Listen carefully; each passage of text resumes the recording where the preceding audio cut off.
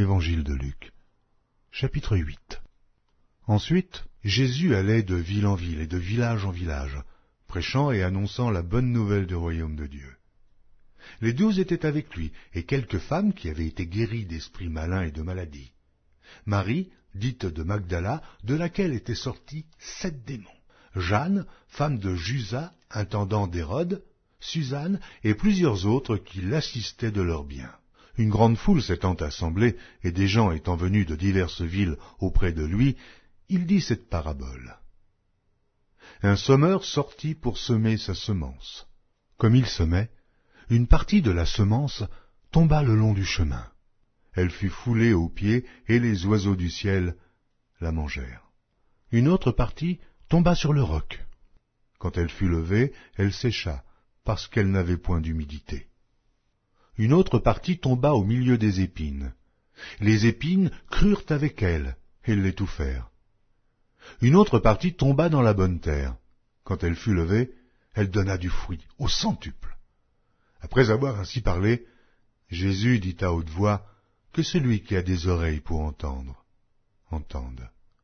Ses disciples lui demandèrent ce que signifiait cette parabole. Il répondit, « Il vous a été donné de connaître les mystères du royaume de Dieu, mais pour les autres, cela leur est dit en parabole, afin qu'en voyant, ils ne voient point, et qu'en entendant, ils ne comprennent point. Voici ce que signifie cette parabole. La semence, c'est la parole de Dieu. Ceux qui sont le long du chemin, ce sont ceux qui entendent. Puis le diable vient et enlève de leur cœur la parole de peur, qu'ils ne croient et soient sauvés. Ceux qui sont sur le roc, ce sont ceux qui, lorsqu'ils entendent la parole, la reçoivent avec joie, mais ils n'ont point de racines. Ils croient pour un temps, et ils succombent au moment de la tentation. Ce qui est tombé parmi les épines, ce sont ceux qui, ayant entendu la parole, s'en vont et la laissent étouffée par les soucis et les richesses, les plaisirs de la vie, et ils ne portent point de fruits qui viennent à maturité. Ce qui est tombé dans la bonne terre, ce sont ceux qui, ayant entendu la parole avec un cœur honnête et bon, la retiennent et portent du fruit avec persévérance. Personne, après avoir allumé une lampe, ne la couvre d'un vase ou ne la met sous un lit, mais il la met sur un chandelier, afin que ceux qui entrent voient la lumière. Car il n'est rien de caché qui ne doive être découvert, rien de secret qui ne doive être connu et mis au jour. Prenez donc garde à la manière dont vous écoutez, car on donnera à celui qui a, mais à celui qui n'a pas, on ôtera même ce qu'il croit avoir. La mère et les frères de Jésus vinrent le trouver, mais ils ne purent l'aborder à cause de la foule. On lui dit, « Ta mère et tes frères sont dehors, et ils désirent te voir. » Mais il répondit, « Ma mère et mes frères, ce sont ceux qui écoutent la parole de Dieu et qui la mettent en pratique. » Un jour, Jésus monta dans une barque avec ses disciples. Il leur dit, « Passons de l'autre côté du lac. » Et ils partirent. Pendant qu'ils naviguaient, Jésus s'endormit. Un tourbillon fondit sur le lac. La barque se remplissait d'eau, et ils étaient en péril. Ils s'approchèrent et le réveillèrent en disant, « Maître, Maître, nous périssons !» S'étant réveillé, il menaça le vent et les flots, qui s'apaisèrent, et le calme revint. Puis il leur dit, « Où est votre foi ?» Saisis de frayeur et d'étonnement, ils se dirent les uns aux autres, « Quel est donc celui-ci qui commande même au vent et à l'eau, et à qui ils obéissent ?» Ils abordèrent dans le pays des Géraséniens, qui est vis-à-vis de la Galilée. Lorsque Jésus fut descendu à terre, il vint au-devant de lui un homme de la ville, qui était possédé de plusieurs démons. Depuis longtemps il ne portait point de vêtements, et avait sa demeure non dans une maison, mais dans les sépulcres.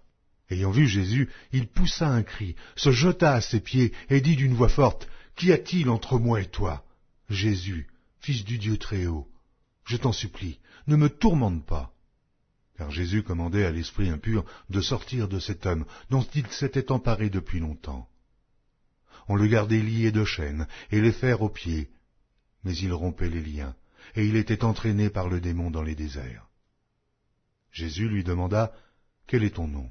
« Légion, répondit-il, car plusieurs démons étaient entrés en lui. Et ils priaient instamment Jésus de ne pas leur ordonner d'aller dans l'abîme. Il y avait là, dans la montagne, un grand troupeau de pourceaux qui paissaient. Et les démons supplièrent Jésus de leur permettre d'entrer dans ces pourceaux.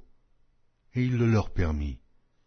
Et les démons sortirent de cet homme, entrèrent dans les pourceaux, et le troupeau se précipita des pentes escarpées dans le lac, et se noya. Ceux qui les faisaient paître, voyant ce qui était arrivé, s'enfuirent et répandirent la nouvelle dans la ville et dans les campagnes. Les gens allèrent voir ce qui était arrivé. Ils vinrent auprès de Jésus, et ils trouvèrent l'homme, de qui étaient sortis les démons, assis à ses pieds, vêtu, et dans son bon sens. Ils furent tous saisis de frayeur. Ceux qui avaient vu ce qui s'était passé leur racontèrent comment le démoniaque avait été guéri. Tous les habitants du pays des Géraséniens prièrent Jésus de s'éloigner d'eux, car ils étaient saisis d'une grande crainte. Jésus monta dans la barque et s'en retourna. L'homme de qui étaient sortis les démons lui demandait la permission de rester avec lui, mais Jésus le renvoya en disant « Retourne dans ta maison et raconte tout ce que Dieu t'a fait. » Il s'en alla et publia par toute la ville tout ce que Jésus avait fait pour lui. À son retour, Jésus fut reçu par la foule, car tous l'attendaient. Et voici, il vint un homme nommé Jaïrus, qui était chef de la synagogue. Il se jeta à ses pieds et le supplia d'entrer dans sa maison, parce qu'il avait une fille d'environ 12 ans qui se mourait. Pendant que Jésus y allait, il était pressé par la foule. Or, il y avait une femme atteinte d'une perte de sang depuis 12 ans, et qui avait dépensé tout son bien pour les médecins sans qu'aucun ait pu la guérir. Elle s'approcha par derrière et toucha le bord du vêtement de Jésus. Au même instant, la perte de sang s'arrêta. Et Jésus dit, « Qui m'a touché ?» Comme tous s'en défendaient, Pierre et ceux qui étaient avec lui dirent, « Maître, la foule t'entoure et te presse, et tu dis, « Qui m'a touché ?» Mais Jésus répondit, « Quelqu'un m'a touché, car j'ai connu qu'une force était sortie de moi. » La femme, se voyant découverte, vint toute tremblante se jeter à ses pieds, et déclara devant tout le peuple pourquoi elle l'avait touché, et comment elle avait été guérie à l'instant. Jésus lui dit, « Ma fille, ta foi t'a sauvée, va en paix. » Comme il parlait encore, survint de chez le chef de la synagogue quelqu'un disant, « Ta fille est morte, n'importune pas le maître. » Mais Jésus, ayant entendu cela, dit au chef de la synagogue, « Ne crains pas, crois seulement, et elle sera sauvée. » Lorsqu'il fut arrivé à la maison, il ne permit à personne d'entrer avec lui, si ce n'est à Pierre, Jean et à Jacques, et au père et à la mère de l'enfant. Tous pleuraient et se lamentaient sur elle. Alors Jésus dit, « Ne pleurez pas, elle n'est pas morte, mais elle dort. » Et il se moquait de lui, sachant qu'elle était morte. Mais il la saisit par la main et dit d'une voix forte, « Enfant, lève-toi. » Et son esprit revint en elle, et à l'instant elle se leva. Et Jésus ordonna qu'on lui donnât à manger. Les parents de la jeune fille furent dans l'étonnement, et il leur recommanda de ne dire à personne ce qui était arrivé.